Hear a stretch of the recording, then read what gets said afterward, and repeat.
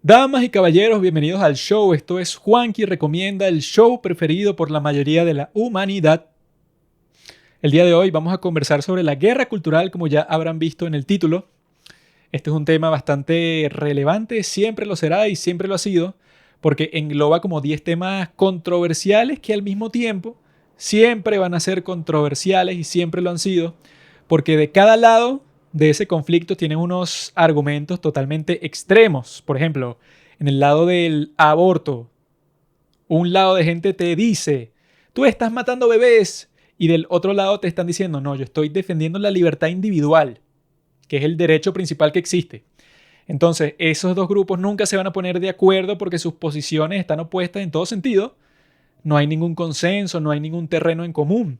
Por eso es que, bueno, son temas que se van a conversar y se van a discutir para siempre. Y bueno, como van cambiando las circunstancias del mundo, entonces los argumentos cambian, las personas cambian, todo eso, pero son como esos debates filosóficos milenarios, ¿no? Que siempre dan de qué hablar y de qué entretenerse, porque hablar es entretenido.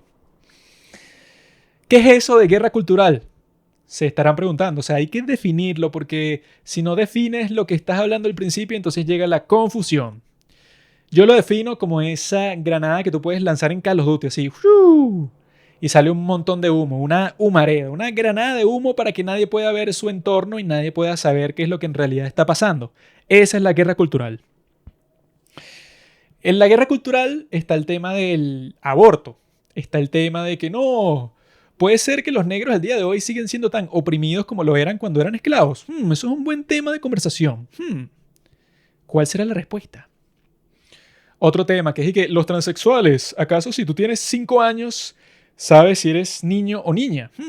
Otra gran discusión. Vamos a ver por qué sucede. Otra más que es que no, bueno, en realidad los del otro lado son nazis, ¿verdad? Yo creo que son nazis. Yo creo que si los comparo con eso, con el partido nazi de Alemania en 1930 y pico, bueno, claro, los republicanos en los Estados Unidos son nazis exactamente lo mismo, ¿no?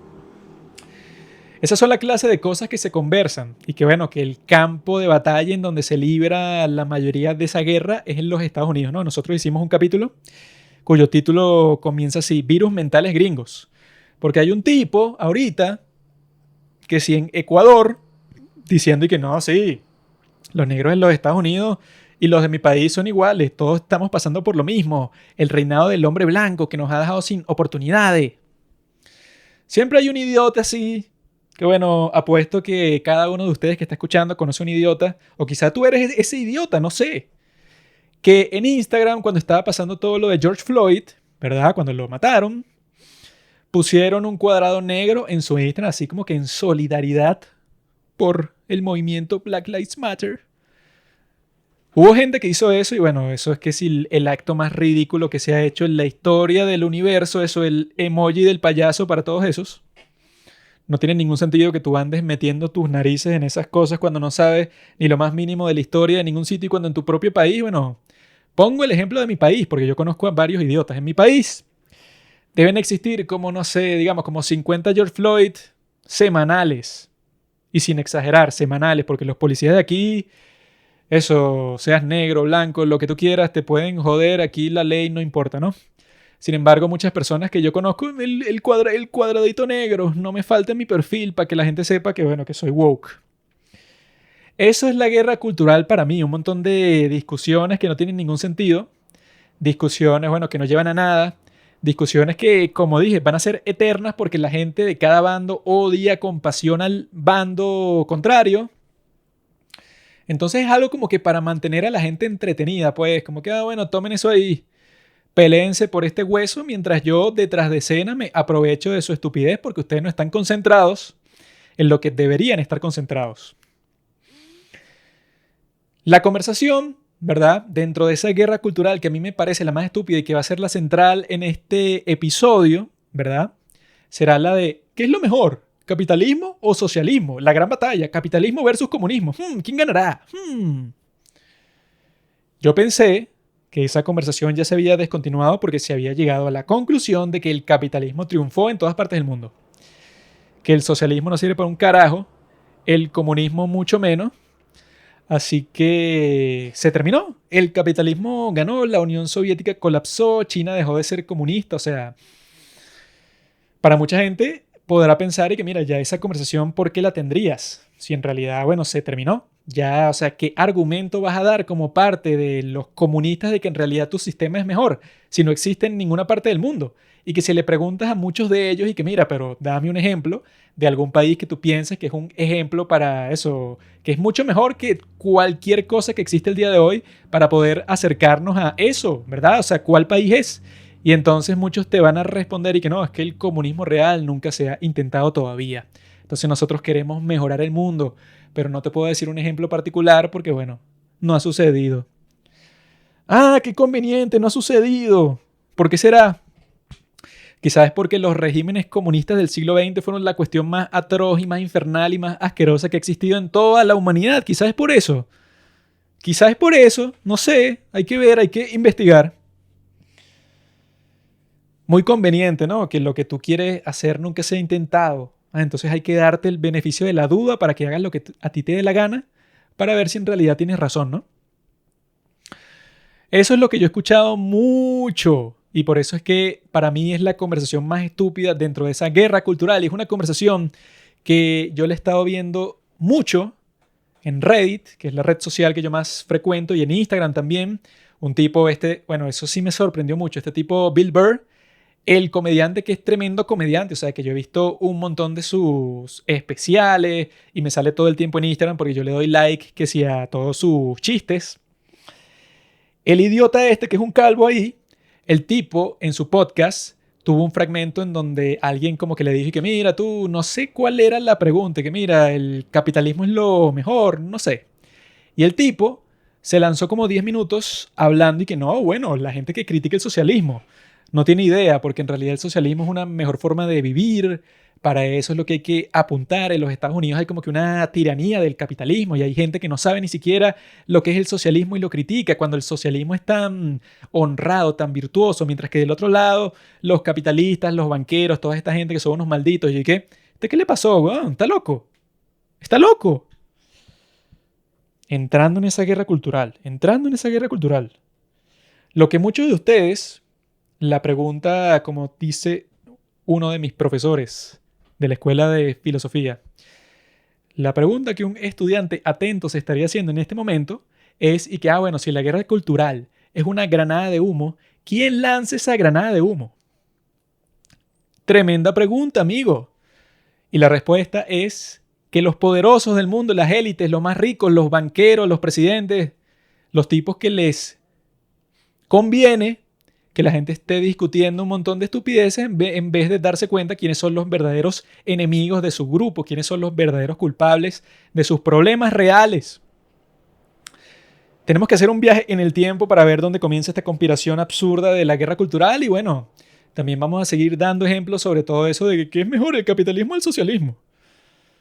La Unión Soviética colapsó, amigos. China colapsó, amigos. Genocidio, hambruna, destrucción cultural. Eso, busquen la revolución cultural de Mao. Escuchen el capítulo que hicimos de Mao en este podcast. Vean cómo es en realidad la vida en Cuba, cómo tratan a los gays, cómo tratan a todas esas comunidades que, bueno, las alaban en sitios como los Estados Unidos, que es un país capitalista, y bueno, pásate un viaje en Cuba, pregúntale a los que eran homosexuales cuando Castro llegó al poder para ver qué les hicieron. Vamos a hacer un viaje en el tiempo, a uno de los peores momentos de la historia. Vamos, 2008, estamos en Nueva York. En ese momento comenzó una de las crisis económicas más profundas de la historia. Algo totalmente desastroso. Yo hice un capítulo sobre el tema que se llama Todos somos el Joker, bueno, que no era exactamente sobre ese tema, pero hablaba del contexto histórico que, bueno, que llevó a esa gran estafa. También está esta película The Big Short, pero eso, lo que pasó en el 2008, esa crisis fue totalmente devastador, ¿verdad? No solo para la economía de los Estados Unidos, sino para todas partes del mundo, porque eso, la moneda universal es el dólar. Por los acuerdos de Bretton Woods, busquen Bretton Woods y sabrán qué es. El presidente Roosevelt se puso de acuerdo con los mandatarios del mundo para que todo el mundo pidiera prestado y pagara sus deudas en dólares. Y bueno, ahí es que los Estados Unidos se convirtió en la potencia universal. Como la moneda universal es el dólar, entonces claro, que Wall Street se vaya para el carajo, que Lehman Brothers quiebre, que todas estas acciones se vayan al pozo, eso tuvo unas repercusiones en todas partes del mundo increíbles, ¿no? Y la razón por la que pasó todo eso es complicada, ¿verdad? Pero resumida es que los banqueros malditos estos estaban completamente libres para hacer lo que les diera la gana porque los políticos desde Clinton, luego Bush, ¿verdad? Y luego llegó Obama a limpiar el desastre y lo que hizo fue profundizarlo. Los tipos, bueno, quitaron casi que todas las regulaciones que le pusieron a los bancos luego de la crisis económica de 1933 o 34. No, mentira, creo que fue la de 1932. Bueno, la que llaman la Gran Depresión. Cuando pasó esa crisis, ¿verdad? El nuevo presidente fue Franklin Roosevelt y el tipo dijo que, mira, hay que poner todo tipo de restricciones que diferencien, ¿verdad? Los bancos de inversión con los bancos comerciales porque la idea es que los fondos de inversión no estén como locos apostando con el dinero de la gente trabajadora para, bueno, para ver si lo multiplican, para ver si se hacen una mega estafa y ganan el 1000% de su inversión, todas esas cuestiones que hacen los fondos de inversión, que lo hagan por su lado, pero que no mezclen eso con los bancos comerciales porque un montón de gente va a salir estafada, que fue lo que pasó en la Gran Depresión, ¿no?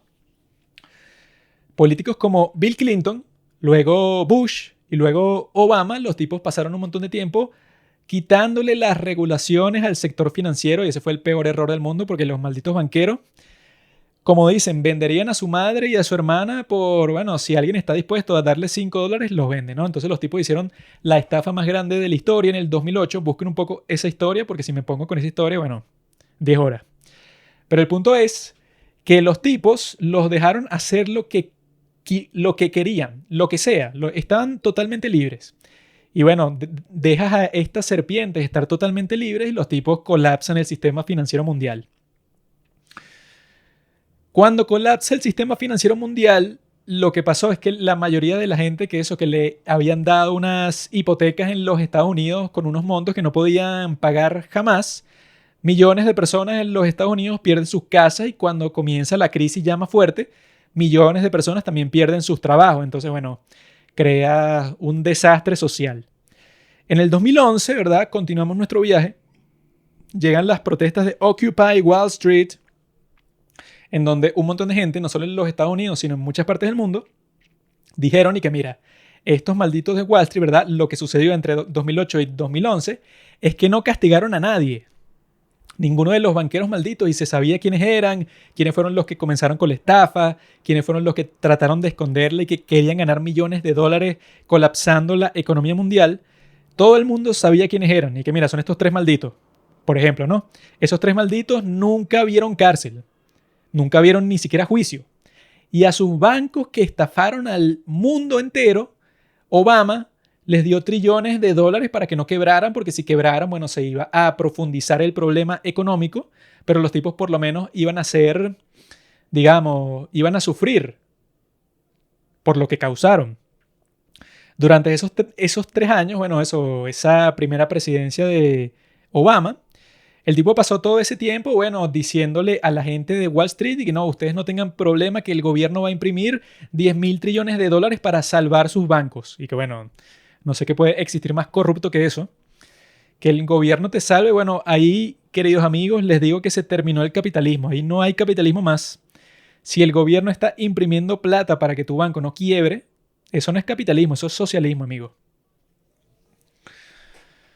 Sucediendo esto, la gente en el 2011 dijo que mira, no me la calo más, yo voy a protestar. Entonces comenzó el movimiento Occupy Wall Street, entonces un montón de gente se fue a Nueva York y a otros centros financieros del mundo diciendo que mira, ustedes son unos malditos, tenemos que cambiar cómo funciona este sistema, porque una de las razones por las que ninguno fue preso y por las que les dieron tanto dinero es porque muchos de esos bancos y muchas de esas empresas corruptas financian a los políticos que luego son encargados de ver cuánta plata les van a invertir estos bancos, ¿no? Entonces podemos ver que el sistema es bastante corrupto. El sistema capitalista, como cualquier sistema del mundo, eso es lo que no entienden los retrasados comunistas. Todo sistema es corrupto, todo sistema tiende a la corrupción. Entonces la idea, ¿verdad? Con cosas como la democracia liberal de los Estados Unidos, es que tú crees instituciones, crees tradiciones, crees normas que hagan mucho menos probable que los individuos corruptos puedan colapsar todo el sistema, ¿no? Entonces, en el 2011, cuando comienzan todas esas protestas, existía como que un sentimiento, como que mucha gente pensaba que, mira, esto puede ser distinto, porque la crisis fue tan fuerte y hay tanta gente, millones de personas. Uno de sus eslóganes principales es que nosotros somos el 99%. Un montón de gente que no tiene para dónde agarrar, no tiene trabajo, no tiene ahorros, no tiene casa. Cuando eso suele pasar en las sociedades, entonces suceden las grandes revoluciones en donde un país, bueno, termina siendo fascista o termina pasando por una revolución comunista como en la Unión Soviética, ¿no? Entonces, ciertas personas pensaban que este podría ser el caso en los Estados Unidos y en otros países capitalistas, ¿no? Y en ese momento, casualmente, aquí tengo unas estadísticas, ¿verdad? De un artículo increíble que leí, muy bueno, donde dice que medios como The New York Times comenzaron a usar la palabra racismo o racista muchísimo más en sus artículos. Tanto así que en 2011, que es cuando comienzan las protestas de Occupy Wall Street, entre 2011 y 2019, ¿verdad? En The New York Times hubo un aumento de la palabra racismo o racista de un 700% en las publicaciones del periódico. En el caso de Washington Post, fue casi del 1000% el aumento. Entonces, la sospecha de muchas personas de cuándo fue que nació esa cultura woke, que es una de las piedras principales, fundamentales para esa creación de las guerras culturales que vemos el día de hoy. Mucha gente dice que todo comenzó en ese 2011, porque era que la gente estaba pensando que, bueno, Washington Post, el dueño es Jeff Bezos y el dueño de New York Times no sé quién es, pero son unos medios oligárquicos, pues, o sea, son compañías de millones de dólares, ¿no? Entonces los tipos dándose cuenta, eso, y recibiendo plata de los bancos, de las empresas más grandes del mundo, dándose cuenta que su guiso, como les decimos aquí en Venezuela, su estafa, estaba en peligro. Entonces, bueno, se pusieron a dividir. Eso es lo principal, dividir. Como decía el gran Julio César, divide y vencerá. Bueno, los medios comienzan a crear todo tipo de divisiones extrañas. Así como que, bueno, están los blancos, ¿no? Están los negros, están los hispanos, están los asiáticos, pero también están los negros gay, también están los asiáticos gay, los blancos gay, también están, bueno, las mujeres por otro lado. No crear, pero hacer énfasis en todo este grupo de categorías distintas para que este grupo que estaba totalmente unificado contra Wall Street comenzara a dividirse en grupitos que luego se iban a poner en conflicto entre ellos mismos. Hay un tipo que era un periodista de USA Today que él dice que cuando él estaba en ese movimiento, ellos tenían bastantes demandas que les estaban haciendo eso al sistema en sí. Como que, bueno, todos queremos que nos suban el salario mínimo, por ejemplo. Entonces, cuando se iban a poner a discutir el tema a profundidad para ver qué era exactamente lo que estaban pidiendo, decían y que, ok, vamos a hacer un grupo para escribir, ¿verdad?, qué es lo que estamos buscando. Entonces salía un idiota que no se sabe si era parte del grupo o si era algún infiltrado o algo así, a decir y que, no, pero en ese grupo que crearon hay, no sé, 3 mujeres y 5 hombres. ¿Dónde está la representación de más mujeres? ¿Dónde está la representación de negros? ¿Dónde está la representación de mujeres gay, de hombres gay, de negros gay y de tal y tal y tal? Así hasta el fin de los tiempos. Pues todas las divisiones distintas que pueden realizar en un grupo. Pues, o sea, todo lo que llaman el día de hoy políticas de identidad, identity politics, como que eso, no, la comunidad de los negros y la comunidad de los negros gays y la comunidad de los negros gay transexuales y la comunidad, así, bueno, puedes hacer 10.000 categorías si en realidad quieres, ¿no? Esta parece ser que fue la táctica y que funcionó, porque eso es lo que estamos viendo exactamente el día de hoy, pero bueno, multiplicado, que es que resulta que para muchas personas piensan que el ámbito más importante de toda su vida es su propia identidad. Entonces están como que obsesionados y que yo soy demisexual, entonces, o soy pansexual, bisexual, pero al mismo tiempo soy hispano, pero no solo hispano, sino que mis ancestros había un esclavo hace unos 200 años, entonces eso quiere decir que yo también, bueno, merezco que me traten distinto el día de hoy porque mis ancestros fueron oprimidos, aunque yo el día de hoy, bueno, no sé, Mi piel es blanca como la nieve y soy millonario, sin embargo, hace 200 años mi tío era esclavo, entonces bueno, merezco un trato totalmente distinto. Y aquí tengo la otra estadística que básicamente prueba que hay un grupo en los Estados Unidos que tiene el cerebro totalmente lavado. Y que bueno, esto es algo del 2015, o sea que para el día de hoy los resultados deben ser mucho más extremos, pero escuchen esto, amigos, que me impactó. Dice, esta fue una encuesta que hicieron, ¿no? Entonces le hacen la misma pregunta a la gente en el 2006 y se la vuelven a hacer en el 2015 a distintos grupos de personas, ¿no? La pregunta es, ¿conoces a alguien racista? Entonces aquí te dicen quién respondió que sí en el 2006 y cuál fue el porcentaje de la gente que respondió que sí en el 2015, ¿no? Está la comparación por grupo. Entonces, de este grupo de los blancos demócratas en el 2006, 45,4% de la gente dijo que sí, que conocía a alguien racista, ¿no? Ese mismo grupo, en el 2015, el porcentaje subió bastante a 63,9%, ¿verdad? Ahora, lo interesante es los demás grupos. Miremos los demócratas negros, ¿verdad? En el 2006, 52,7% decía que sí, conozco a alguien racista. Ahora, en el 2015, el porcentaje bajó. 47,2% decía, conozco a alguien racista. Luego, el grupo de los hispanos demócratas, ¿no? Dice, pues, en el 2006, 41,1% de la gente respondió que sí, conozco a alguien racista. Luego, para el 2015, el porcentaje bajó bastante a 33,8% de la gente que respondía que sí. Y el último grupo es los que votan republicano y son blancos, en el cual en el 2006, 40,9% decía que conocía a alguien racista, mientras que en el 2015 el porcentaje subió apenas 0,2% a 41,1% de gente que decía que conocía a alguien racista. Esta estadística me parece completamente increíble porque te está mostrando la realidad, pero eso sin máscara, sin humo, como les estaba diciendo que me parece a mí todo esto de la guerra cultural. Te está mostrando que, bueno, que al parecer hay una correlación o una causalidad entre eso que mencionamos antes, de que, bueno, que medios tan grandes como The New York Times y Washington Post de repente en el 2011 comienzan a usar la palabra racismo. Eso pues entre 2011 y 2019 un 700% de aumento, y para el otro medio, Washington Post, casi 1000%. Y bueno, y eso se correlaciona con los blancos demócratas, que son los que más leen The New York Times y Washington Post, diciendo que ahora casualmente conocen a gente más racista, mientras todos los demás grupos de personas, la gente negra que también vota el mismo partido y la gente hispana que vota el mismo partido también, todos tienen la percepción opuesta. Entonces, ¿quién es más probable que tenga la razón? ¿La gente negra o la gente latina, que es mucho más probable que sufra racismo? ¿O los blancos demócratas que no sufren racismo por nadie en los Estados Unidos? ¿Eh? ¿Quién creen ustedes que tiene una percepción más precisa?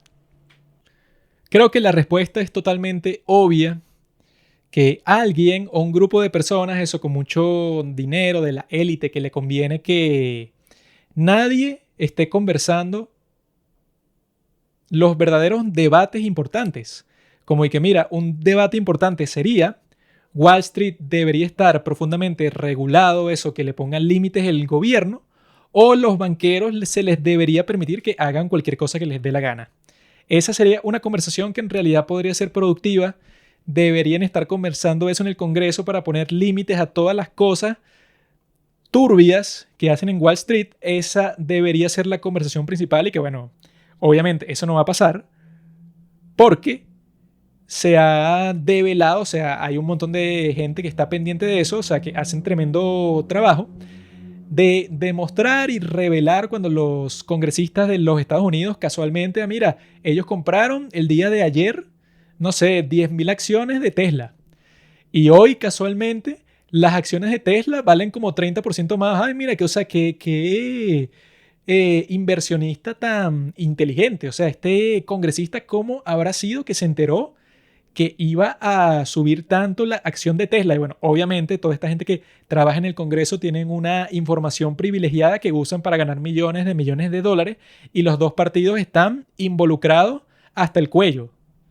Es una lista de congresistas, desde Nancy Pelosi hasta el más pendejo del Congreso tiene información que el resto de la gente no tiene. Eso, por ejemplo, digamos que tú formas parte de un comité del Congreso y están conversando y que, mira, nosotros le vamos a invertir, no sé, vamos a comprarle a Microsoft $100 millones en chips, no sé, cualquier vaina. Obviamente, cuando salga esa noticia que el Congreso eso va a autorizar 100 millones para que el gobierno de los Estados Unidos compre chips de Microsoft, las acciones de Microsoft suben.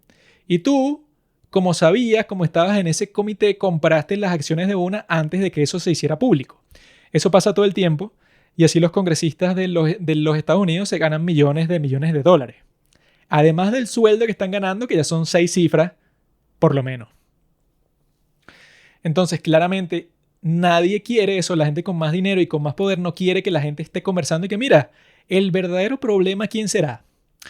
Los banqueros que están en Wall Street, que controlan cantidades increíbles de dinero y que hacen estafas por doquier y que colapsaron todo el sistema financiero en el 2008, pueden ser ellos los verdaderos enemigos del 99% de la gente, o sea, de la gente que en realidad trabaja. ¿Son los banqueros o es el supuesto votante de Trump que es fascista, que quiere crear una teocracia en los Estados Unidos? ¿Quién será el verdadero enemigo de los Estados Unidos? Mi opinión es que de ahí sale todo. De ahí sale todo ese show de que no, bueno, los transexuales deberían poder usar este baño cuando vayan para la escuela.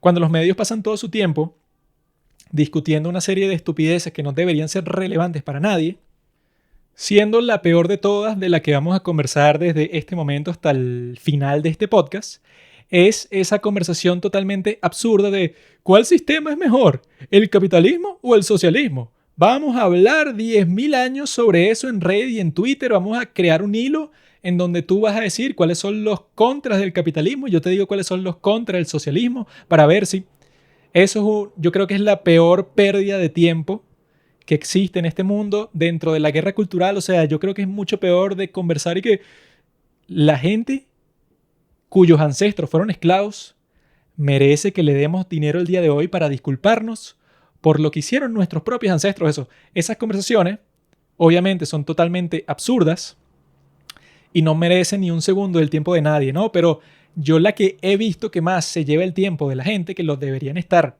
gastando en cosas mucho más productivas, es esa.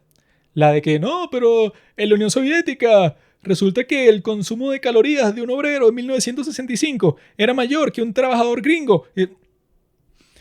Yo vi uno terrible, un ejemplo terrible de eso, que lo tengo aquí guardado, de lo terrible que fue, que es como que la epítome, la representación más asquerosa de ese argumento, que lo he visto 10.000 veces, que es que, por ejemplo, muchos estúpidos dicen y que no, bueno, tú no sabías que en Cuba, cuando Fidel Castro llegó al poder, ¿sabías qué pasó?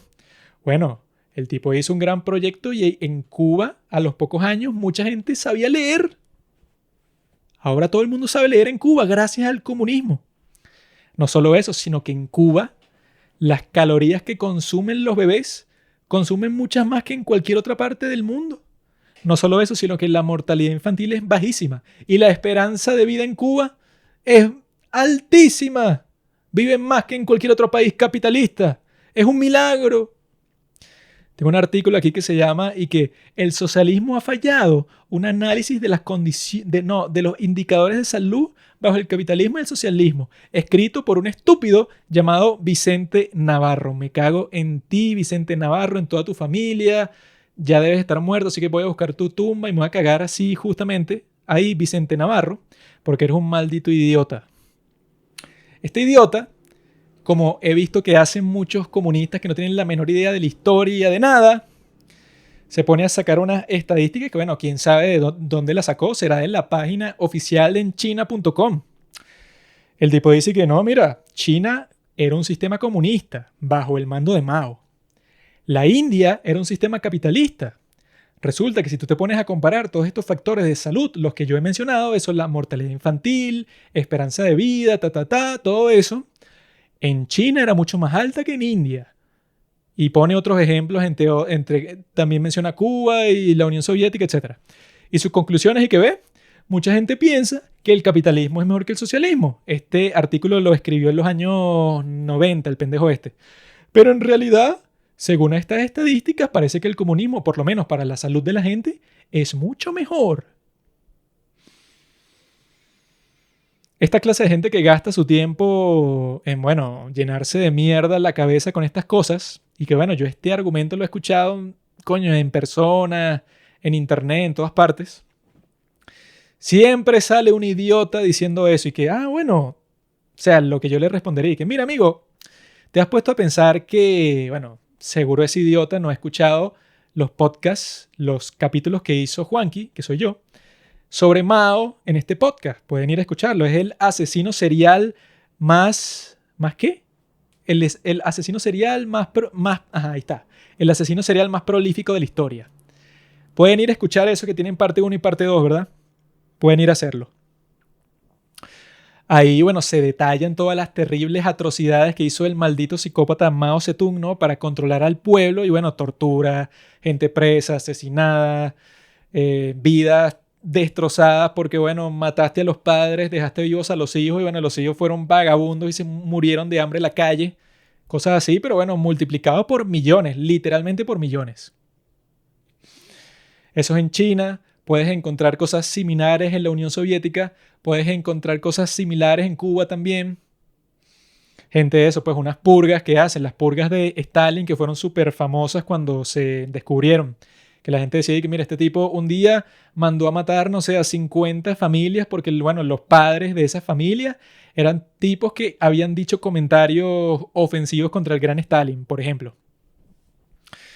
Entonces, estos estúpidos se ponen a conversar sobre estadísticas acerca de los regímenes más crueles de toda la historia. O sea, que sería el equivalente, que bueno, que también lo he visto, gente que el día de hoy es nazi y dice que no, bueno, en realidad la economía de Alemania, la Alemania nazi bajo Hitler, tenía una economía robusta. La gente trabajaba, todo el mundo tenía trabajo, la gente ganaba bien, estaban haciendo un genocidio también. Pero lo importante es que la gente ganaba, tenía unos buenos trabajos. Y eso, si tú decías cualquier cosa contra el partido nazi, bueno, te torturaban y te mataban a ti y a toda tu familia. Pero las condiciones de salud en la Alemania nazi, la gente tenía seguro médico gratis, pagado por el gobierno. Coño, qué fino. Entonces tienes un montón de gente perdidos en esas conversaciones sin sentido cuando nadie quiere vivir. Bueno, eso para mí es lo principal. Nadie quiere vivir en un maldito país comunista. No hay caravanas de gente dirigiéndose a China o a Cuba o a Corea del Norte o a Venezuela, sino todo lo contrario, tanto en la Unión Soviética. No había ningún grupo de gente que, bueno, quiero saltar de Berlín del Oeste para el Este, porque en el Este se vive mucho mejor. Nadie hizo eso nunca, ¿verdad? Desde la creación del muro de Berlín, todos los que escapaban del este para el oeste. Nadie quería ir para la mierda de la Unión Soviética, nadie. Entonces no sé qué otro argumento quieren que sea que, mira, nadie quiere vivir en esa mierda. La gente vota con los pies. Muchos dicen eso, tú votas con los pies. Si hay una caravana de gente, entran, no sé, 250,000 personas al mes en los Estados Unidos, de gente que quiere vivir ahí, bueno, eso nos podría hacer pensar, o sea, estoy sospechando, quizá los Estados Unidos sea un país más próspero, mientras que en la Unión Soviética te prohibían que te fueras. Todo el mundo se quería ir, pero tenías prohibido irte. Incluso si lo intentabas te podían matar y lo mismo pasaba en China y lo mismo pasaba en Cuba y lo mismo pasaba en Venezuela y lo mismo pasaba en Corea del Norte. Todo el mundo se quiere ir de esos países que he mencionado, todos. En algunos te lo permiten, como aquí en Venezuela, en otros no te lo permiten, como en Corea del Norte, y tienes que arriesgar tu vida y casi morir para poder salir de la mierda. Pero siempre hay un estúpido con una conexión de internet pensando que, no, pero en Corea del Norte parece que se vive bien, los medios no te quieren decir la verdad. Literalmente hay un subreddit, bueno, en donde mucha gente se burla de ellos y pone publicaciones en el subreddit que son chistes sobre el subreddit. Pero existe un subreddit de mucha gente que está suscrita a él, bueno, como 2,000 personas, donde los tipos discuten seriamente cómo hacer para mudarse a Corea del Norte. Han escuchado lo más absurdo que van a escuchar en su vida, pero existe y hay muchos idiotas que tú te pones a leer ese subreddit, como dice hace unos días, y te das cuenta que los tipos en realidad sí, los tipos piensan que que los medios les están mintiendo y que ellos van a ser muy felices en Corea del Norte. Entonces, queridos amigos, ¿por qué tenemos a ese grupo de idiotas el día de hoy? ¿Por qué hay gente que sigue creyendo que el comunismo es una buena alternativa para lo que sea? Y hay muchas respuestas a esa pregunta, pero antes de responderla, tenemos que tener claro que el comunismo es como un culto apocalíptico. ¿Qué es lo que pasa en un culto apocalíptico? Que el líder dice que, bueno, en 2 semanas se va a terminar el mundo. Va a comenzar una lluvia que se va a convertir en un diluvio y todo el mundo se va a ahogar, excepto nosotros, porque somos los elegidos. Entonces a nosotros nos va a pasar buscando una nave extraterrestre que nos va a llevar al paraíso. Obviamente, cuando pasan esas 2 semanas y el mundo no se termina, el líder va a decir, mira, todo salió perfecto porque como nosotros nos pusimos a avisarle a las personas que se iba a terminar el mundo y que ellos se tenían que arrepentir por sus pecados, gracias a nosotros se salvó el mundo. La nueva fecha para el fin del mundo es en 2 años. Pasa lo mismo con el comunismo, que el apocalipsis del comunismo es el fin del capitalismo. Esa es su predicción, ¿no? Entonces un tipo como Marx, el líder del culto, dice que bueno, al capitalismo le quedan como 50 años. Cuando eso pase va a suceder una revolución mundial y todo el mundo va a ser súper feliz porque el comunismo se va a instaurar en todas partes del mundo y como es el mejor sistema que se ha creado, eso es algo natural, es el desarrollo del hombre y todo. O sea, es como que algo inevitable. Cuando eso pase, bueno, entonces el hombre dejará de sufrir para siempre. Obviamente no funciona, entonces Marx, cuando estaba vivo, decía que no, la razón por la que esta revolución no funcionó fue porque fulanito no hizo lo que yo le dije, pero la próxima revolución ya van a ver que va a salir exactamente como yo lo predigo. Esta es la estafa eterna del comunismo que le va a dar esperanza a un montón de gente porque les dice que bueno, tú ahorita estás en un nivel muy bajo en tu vida y tu estatus social es terrible. Eres de la clase trabajadora, sufres mucho porque tu jefe te explota. Pero en el futuro, como esto es una revolución, los que están abajo ahorita, en el futuro serán los que están arriba. Así que te unes a mi movimiento porque nosotros sí les vamos a dar valor a quién eres tú. Eso es lo que se cree muchos izquierdistas y que, bueno, claramente ha fracasado. Ese proyecto ha fracasado. ¿Y saben cuándo fracasó?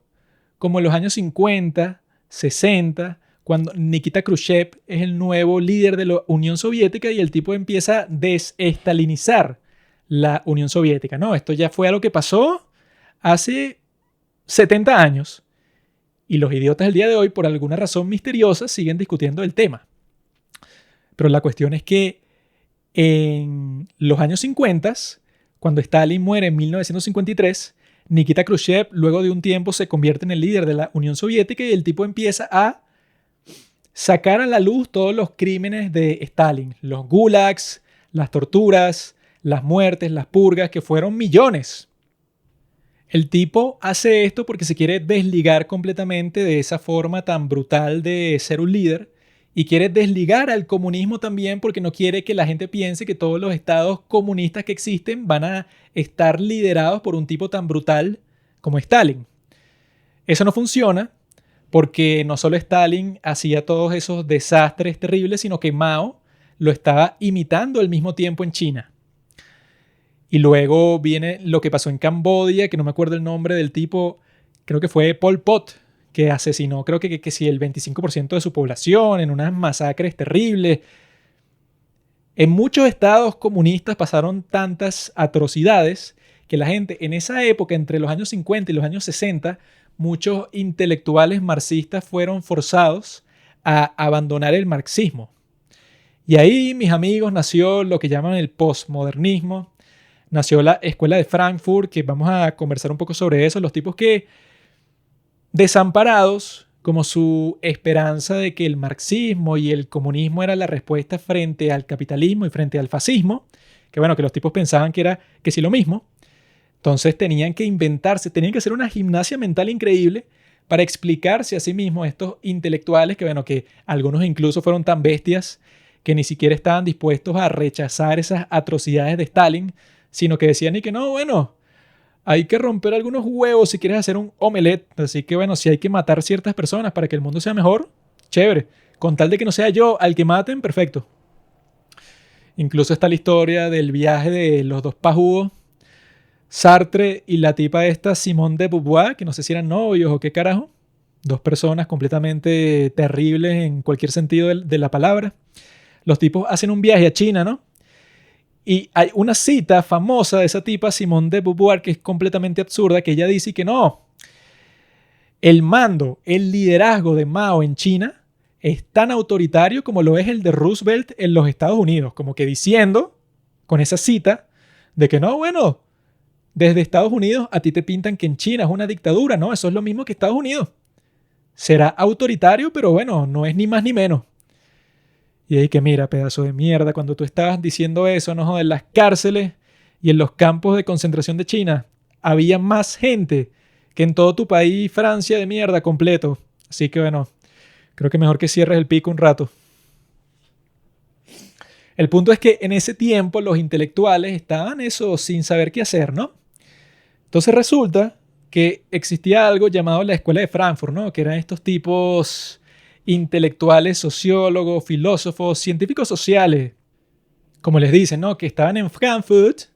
Y entonces los tipos en los años 30 se estaban preguntando por qué el comunismo no se había instaurado en todo el mundo todavía, porque bueno, esos tipos desde esos tiempos, en los años 30, los estúpidos comunistas ya estaban llamando al capitalismo y que no, este es un capitalismo de estadio tardío, un late stage capitalism.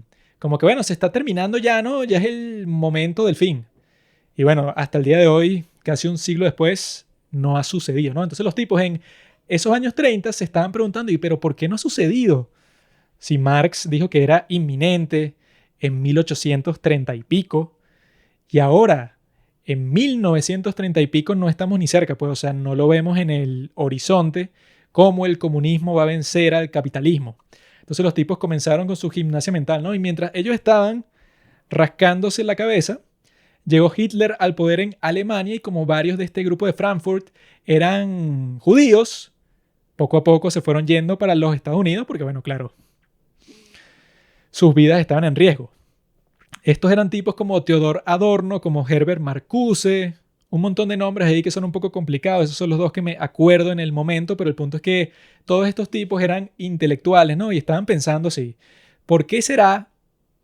¿Qué fue lo que Marx no tomó en cuenta que hace que el día de hoy sigamos bajo la opresión y que no solo es terrible, sino que es más terrible que nunca porque ahora está Hitler en el poder, ¿no? Y los tipos se ponen a escribir libros allá en los Estados Unidos, ¿no? Se ponen a escribir, de todo tipo. Entonces las conclusiones que los tipos van sacando es que, mira, la cosa no es tanto eso, pues, de la revolución armada, de todas estas cosas, porque culturalmente hay un factor en donde los Estados Unidos y otros estados capitalistas, los tipos dominan. Entonces hacen ver una imagen de una sociedad distinta como algo imposible, o sea, es algo como que demasiado nebuloso, ¿no?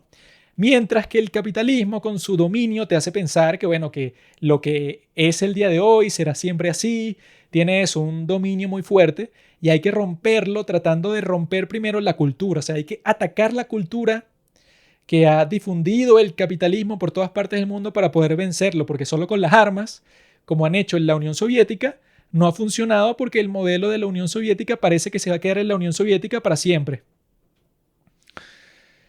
Los tipos fueron sacando conclusiones. Los tipos tienen un libro que llama La personalidad autoritaria, ¿no? Entonces ellos hicieron un cuestionario en donde el resultado determinaría si tu personalidad es autoritaria porque ellos querían saber cómo fue que en un sitio como Alemania llegan los nazis al poder, ¿no?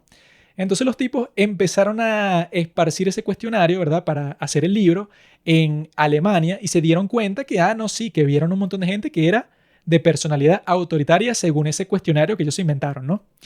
Luego, siguiendo los experimentos, porque los tipos claramente eran unos genios, hicieron ese mismo experimento en los Estados Unidos y mira qué sorpresa, se dieron cuenta que en los Estados Unidos también hay un montón de gente con ese tipo de personalidad autoritaria.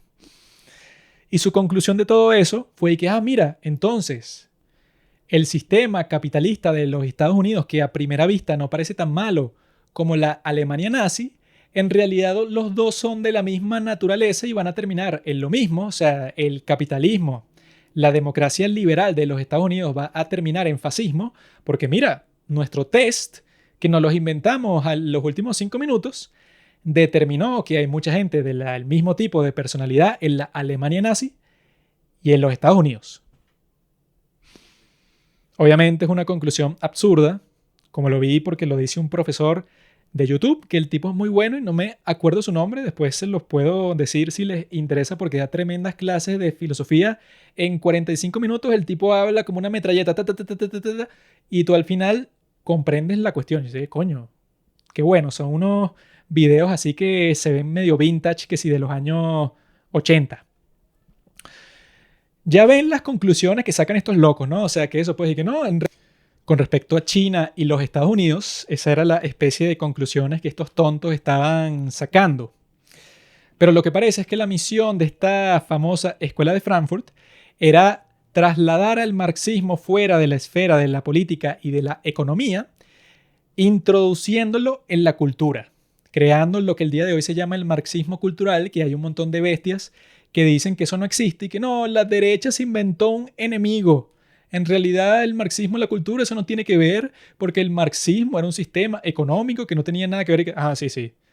Te creemos, amigo, te creemos. Pero bueno, eso era hace millones de años. El día de hoy, obviamente que existe un marxismo cultural que fue creado por estos idiotas que se ponían a conversar de unas cosas sin sentido, que yo creo que era este Teodor Adorno que tenía un ensayo diciendo que no, el jazz es una música que castra al hombre, porque con sus tonos te está enseñando a hacer de cierta forma, cuando en realidad la música verdadera es esta que solo escucho yo y yo soy el único, eso pues, que no está hipnotizado por la cultura, que ese era como que el eslogan de la escuela de Frankfurt era todos son estúpidos menos yo.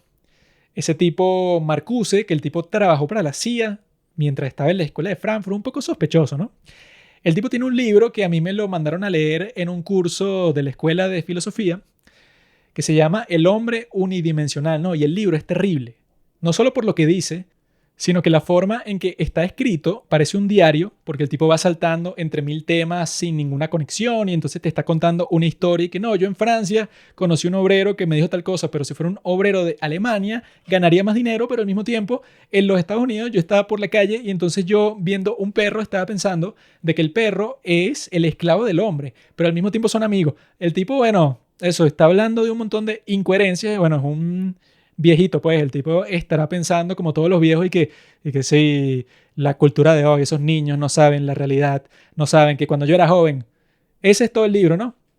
Y la conclusión del libro, básicamente, es que no, bueno, en realidad la cultura de masas y todo eso, bueno, eso es para convertir a la gente en unos idiotas que todos hacen lo mismo, todos compran lo mismo, todos son como unos robots, ¿verdad? Y yo me di cuenta de eso porque yo soy un mega genio, que soy marxista, entonces yo soy el que tengo las herramientas necesarias para percibir mi entorno de la forma en que es, mientras estos idiotas aquí en Estados Unidos están pensando que son libres, cuando la cultura los controla a ellos como títeres, y yo soy como que el amigo del titiritero que se da cuenta y ustedes son unos Pinocho, pues. Ni siquiera Pinocho, porque ustedes no tienen vida, no son nada, son unos títeres. Pobre Pinocho. Ese es como que el tono que tienen los escritos de esta escuela, que bueno, que fue un instituto de investigación durante décadas, financiado por los Estados Unidos por mucho tiempo, financiados por la CIA, incluso los que hacen sospechar a muchos marxistas así paranoicos de que no, que todo fue una operación de la CIA, crear la escuela de Frankfurt para que así la gente dejara de pensar que el marxismo funcionaba como proyecto político y que se fuera solo a la cultura para que no amenazara los intereses de los Estados Unidos en el resto del mundo. Tienen unas teorías así locas de unos artículos que vi. Yo estaba de que estos tipos le dan demasiado crédito a la CIA, porque yo me estoy leyendo un libro de cómo planearon lo de la Bahía de Cochinos, eso pues para sacar a Fidel del poder en Cuba. Y bueno, los tipos son seres humanos, cometen errores, tratan de hacer un plan súper complicado y se va a la mierda, todo sale mal, los tipos tienen muchos más recursos del tipo que están tratando de derrocar, pero fallan de todas maneras.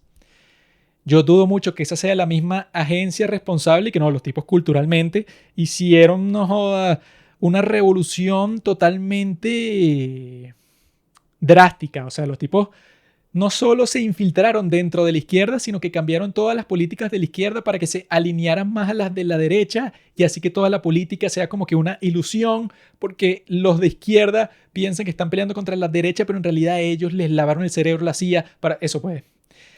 El tipo del artículo que yo leí decía eso, pues, que no, la CIA creó eso de la escuela de Frankfurt y lo financiaba y tal para que los tipos desestimaran el marxismo y crearan su propia alternativa cultural para que no fuera una amenaza. Y esto ya no sigo. Sí, la CIA, bueno, son unos maestros, ingenieros sociales. Bueno, si los tipos en realidad son capaces de hacer eso, si yo fuera tú, me rendiría en mi lucha porque ya perdí. Pues los tipos se infiltran en la academia y cambian la filosofía, la sociología. O sea, la CIA es Dios, pues la CIA tiene unos poderes totalmente increíbles. La izquierda siempre está con sus teorías de conspiración así, ¿no? Pero todo el punto, amigos, de esta conversación es lo que se dijo hace un rato ya, que el marxismo es como un culto apocalíptico. El comunismo es como un culto apocalíptico porque se la pasa prometiendo que el fin del capitalismo está a la vuelta de la esquina cuando obviamente que no lo está. No hay ningún país que tú puedas decir y que bueno, ese es comunista el día de hoy porque todos han fracasado, todos son una basura, todos son lo que llaman en inglés un hellhole, una vaina infernal, como Cuba, Corea del Norte, Venezuela. Por eso es que este debate ya debería estar oficialmente cancelado, clausurado, porque hay muchas cosas mucho más importantes y relevantes para discutir, como esas de que cómo vas a dejar que la economía mundial dependa de unos banqueros idiotas en Wall Street que quieren jugar con el sistema como si fuera un casino. Obviamente todo eso tiene que estar súper limitado para que no pase lo que pasó en el 2008, ¿no? Al mismo tiempo, la discusión más interesante sería que, mira, el sistema que funciona el día de hoy es el capitalismo, ¿no? No vamos a andar haciendo predicciones como Marx, que bueno, que en estos días conversé en los comentarios de los padres del cine con un idiota que dijo que Marx nunca hizo predicciones. Un tipo, bueno, súper marxista que nunca ha leído a Marx, que bueno, es bastante común. Lo bueno, lo interesante que se puede hacer el día de hoy es ver cómo se puede moldear el capitalismo para que sirva a los intereses de la mayoría de la gente. Para que no sea que eso, que los políticos corruptos en el Congreso están apostando en Wall Street porque tienen la información privilegiada para ganar cantidades inmensas de dinero, sino ver cómo todos esos vicios, todas esas corrupciones que existen en todas partes del mundo, se pueden limitar de la mejor manera para que no signifiquen el colapso de todo. Eso puede, o sea, que el gobierno quizá podríamos debatir, sería mucho más interesante si, bueno, si es conveniente para la mayoría de la gente depender del gobierno para cosas como la salud, que el sistema de salud sea público. O quizá ponerse a pensar y que, bueno, cuando las inteligencias artificiales sean tan sofisticadas que casi cualquier trabajo sea hecho con facilidad por una máquina mucho más rápido que lo haría un ser humano, entonces, bueno, ¿cómo puede cambiar el sistema en ese caso? Porque claramente vamos para ese camino, pues, o sea, que va a llegar a un punto que la mayoría del trabajo productivo en el mundo no lo hagan seres humanos. Entonces, ¿a qué se pueden dedicar los seres humanos en ese nuevo sistema que no tiene nombre porque no ha llegado? O sea, eso es mucho mejor que pretender que tú en realidad ya lo sabes, como hicieron todos estos tipos de la escuela de Frankfurt, así, bueno, dándoselas de que son los superiores, de que ellos son los que en realidad conocen cuál debe ser el futuro de la humanidad, pero la mayoría de la gente es demasiado idiota para darse cuenta. Eso es lo que yo percibo de mucha gente que es de izquierda, entonces suele proyectar esa superioridad de que no, bueno, yo soy el que está consciente, todos los demás están alienados como dice Marx, pero yo que leía Marx, entonces soy un tipo que, claro, sé cómo funciona el mundo, sé cómo debería funcionar, sé qué es lo que deberían hacer todos los líderes. Esa es la actitud que toman muchas personas y bueno, y se dejan hipnotizar por todo eso de la guerra cultural, que es el tema principal de este capítulo y que creo que eso que ha quedado claro, que es toda una distracción. O sea, que eso, que muchos conspiranoicos les encanta decir eso y que no, todo es una distracción porque en realidad lo que está pasando es la guerra de Ucrania que no saben que... Pero en realidad yo sí creo eso, pues, o sea, que la guerra cultural como que se roba muchos recursos, se roba mucha atención cuando se podría progresar a un mundo mucho mejor, ¿verdad? O sea, yo creo que el que existe el día de hoy es bastante bueno, pero podría ser mucho mejor si la gente eso se concentrara en cosas que no sean anacrónicas, pues en un debate, que eso, dejen de tener ese debate, eso sería lo principal que yo quiero que se lleven de este capítulo el día de hoy, de que bueno, si alguien quiere discutir eso con ustedes, ignórenlo y ya, digan que mira, ¿qué voy a andar hablando yo de eso? Si bueno, tú vives en un país socialista, ¿qué país es socialista y funciona? ¿Qué país eso se creó su propio mercado? ¿Qué país, bueno, digamos, se excluyó del sistema del crédito y el capitalismo mundial y que no usa el dólar? Yo no conozco ese país, no lo conozco, que haya creado pues su propia hegemonía. Les guste o no, vivimos en el mundo del capitalismo y bueno, eso, las condiciones del día de hoy están mucho mejores que lo han estado en toda la historia, así que bueno, tiene sus cosas malas, pero hay que ser agradecidos, hay que apreciar que hemos llegado a este nivel de prosperidad y de bienestar gracias, como el mismo Marx reconocía, a la maravilla que significa el capitalismo. No lo contrapongan con nada.